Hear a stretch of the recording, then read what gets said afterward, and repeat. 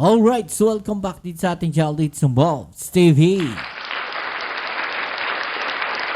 Okay, so eto na mga babayan, no? Ang inyong nakikita sa inyong monitor screen ay walang iba kundi ang mapa po ng Pilipinas na kung saan nandiyan po ang West Philippine Sea at nandiyan din po sa mapa na yan mga babayan ang Kalayaan Island Group. Eto na ba ang mapa natatapos po? No, dito po sa mga katanungan netong si Senator Marcoleta.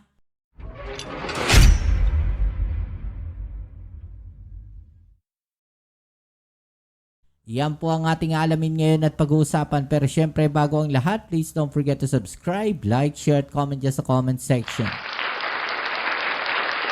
Shoutouts na rin tayo sa mga subscribers at followers natin dyan. Maraming salamat sa inyong suporta. At palagi po hiling natin 1 view, 1 like po sana sa ating video. Okay, so sa pagkahaba-haba nga daw po ng prosesyon sa simbahan din ng tapos ng prosesyon mga kababayan. Okay, so eto na. Eto na yung ano ba tawag natin dito? Ang pinanggigigilan ni Senator Marcoleta, mga babayan, na ang West Philippine Sea daw po ay wala. Ay, wala daw pong West Philippine Sea, mga babayan. Kino-question niya po 'yan. Paano daw po makikilala ang West Philippine Sea kung wala daw po tayong mapa niyan? Pero ayon po dito sa NAMRIA, mga babayan, ano nga ba ang NAMRIA? The National Mapping and Resource Information Authority on Wednesday released the official administrative map of the Philippines showing the West Philippine Sea, mga babayan. At sabi po dito, since 2012 pa daw po, the Philippines has formally used the name West Philippine Sea in government publications in accordance with this policy. NAMRIA places the label consistently across its official map and charts including administrative maps, topographic map, thematic maps, and nautical charts used for navigation, mga kababayan. Ito yung sinasabi natin Etong si Marcoleta, kulang po sa research. 2012 pa pala may mapa. Ginugulo lang ni Marcoleta, yung usapin na yan tungkol sa West Philippine Sea. Parang ginugulo niya yung isipan ng taong bayan. Yun po yung ibig ko sabihin doon.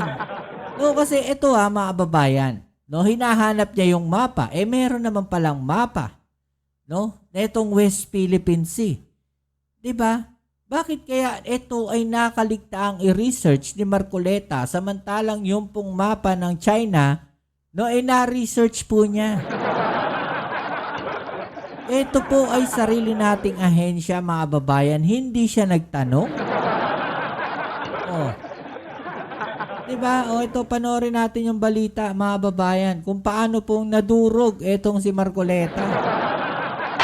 Sa gitna ng paghahanap ni Senador Rodante Marcoleta ng mapang nagpapakita na may West Philippine Sea, naglabas ng mapa ang ahensya ng gobyerno na nakatokang gumawa ng mga yan. Naglabas na ng mapa, mga babayan, ang ahensya ng gobyerno. Ibig sabihin, may ahensya po ng gobyerno na gumagawa ng mapa. Ulitin natin yung sinasabi ko. Bakit hindi ito tinanong ni Marcoleta ang NAMRIA? Bakit hindi niya kinwestiyon ang NAMRIA bago siya nagpasabog ng mga ganitong statement? 'Di ba? Para sana hindi siya napasok. Para sana hindi siya nadurog. 'Di ba? In the end, kahit pala magkaroon ng debate, mga babayan, tungkol diyan po sa mga mapa na 'yan, sa mga coordinates na 'yan, meron na po pala. So in the end, siguradong matatalo pala si Marcoleta sa debate. Diba? Kasi kahit saan natin paikot-ikutin, lahat ng sinasabi niya sa media, sa mga interviews, may sagot pala Diba? May sagot pala sa kanya. Bakit hindi niya yan na-research? Bakit tinatanong niya, may sagot na pala? Diba? Pati mga coordinate na hinahanap Oh. ni Marcoleta na ipasa na sa isang international body noon pang 2009. Oh, ayan. Yung mga coordinates, 2009 pa daw, naipasa na, mga kababayan. Ulitin natin yung sinasabi ko, bakit hindi nag-research si Marcoleta tungkol sa sarili nating mga batas? No, bakit hindi siya nag-research tungkol po dito sa mga bagay na to bago siya nagsalita? 'Di ba? Bakit? Anong meron? 'Di ba? Nakatutok si Joseph Morong. Hinanap muli ni Senador Rodante Marcoleta ang mapang nagpapakita ng West Philippine Sea na tatanggapin ng buong mundo. Oh. Kung meron aniya, Hinahanap niya, mga kababayan, yung mapa ha. Anong taon ngayon? 2026. 2012 pa pala, may mapa na.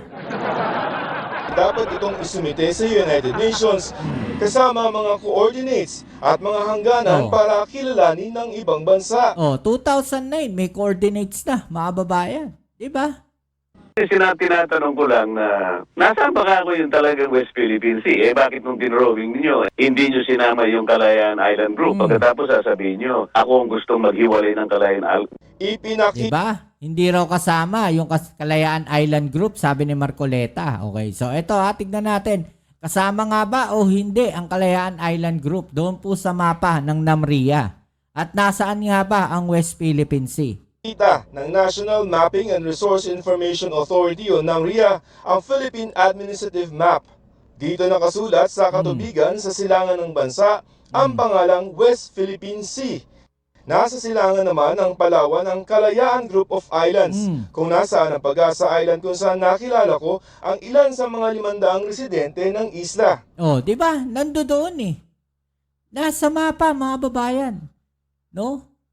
Nandoon sa mapa na ginawa ng NAMRIA. Mayroon pala. No, mayroong West Philippine Sea. Mayroon Kalayaan Island Group. Bakit hindi yan nakita ni Marcoleta?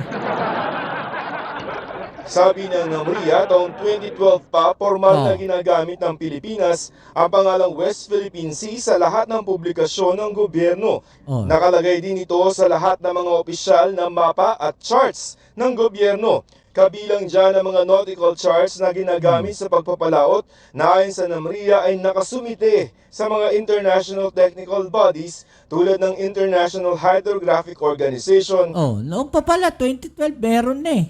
o IHO. Katunayan, 2009 pa yan na isimite sa IHO ayon kay Senator Francis Tolentino, pangunahing may akda ng Philippine Maritime Zones Law at Philippine Archipelagic Sea Lanes Law. Laman-aniyan niya ng mga coordinates at hindi kailangan may nakarehistrong West Philippine Sea. Oh. There is no such thing as registry of seas. Walang listahan, walang talaan ng dagat. IHO has never been mentioned by UNCLOS. Wala. IHO is just a technical support organization. Ang nire-register natin ay yung coordinates or charts. Nagawa na natin yon noong 2009. Kaya, sorry, nalito ka rin. Malilito talaga tayo kung ulit-ulitin yan. Sabi pa nga ni retired Supreme Court Associate Justice Antonio Carpio, hindi nakadepende sa isang mapa ang karapatan sa West Philippine Sea. It has to be corrected. We have to clarify that. PAPA is just an administrative requirement. Hindi yan essential to our right, to our sovereign right. At ang paulit-ulit na pagkwestiyon sa West Philippine Sea tila paraan lamang umano para guluhin ang utak ng publiko. We Diba? have won the lawfare. Law warfare, panalo tayo. Napatas natin, sangayon sa UNCLOS, dahil tayo sa arbitral ruling. Dito tayo ngayon, ginigiba doon sa sinasabi mo, doon sa misinformation. The Chinese Yun, di ba? Misinformation, mga babayan, or disinformation. Ang nakakalungkot lang, mga babayan, no? Ito parang ano ko lang to, idea ko lang, mga babayan, no? Example, no? Nagkakaroon ng disinformation na ganyan. Nakakalungkot lang na kung ito pong si Marcoleta, no? Kasi alam natin na pinatawag siya, no? Ng tauhan ng Chinese Embassy. 'Di ba? Ang nakakalungkot lang, mga babayan, no, kung nagamit etong si Marcoleta. 'Di ba? Sa pagpapakalat ng disinformation. Nakakalungkot lang na kung si Marcoleta ay ginamit no? Para sa mga ganitong estratehiya ng China. 'Di ba? Kung siya po ay na-brainwash, no? Kung siya po ay nagamit ng mga tao na to ng China para guluhin, no, ang paniniwala ng mga Pilipino na sa atin ang West Philippine Sea. Imagine ninyo kino-question niya na wala raw mapa. 'Di ba? Nasaan daw ang West Philippine Sea? Wala raw West Philippine Sea. 'Di ba? Hinahanap niya yung Kalayaan Island Group na wala daw sa mapa. Paano daw i-claim?